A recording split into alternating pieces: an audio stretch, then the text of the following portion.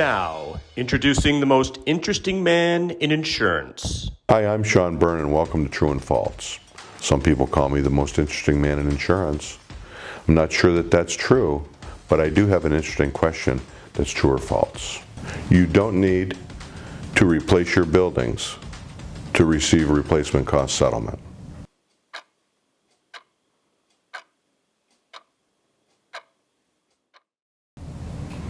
Well, the answer to that is replacement cost is an agreement between you and the insurance carrier to actually replace the buildings as they are. Not to gain any more square feet, not to gain any more technology, but to replace them as they are.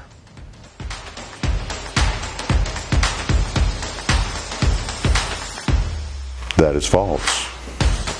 Thanks for joining me today on True or False with Sean Beirne. I don't always think about insurance, but when I do, I think about Agri-Services Agency.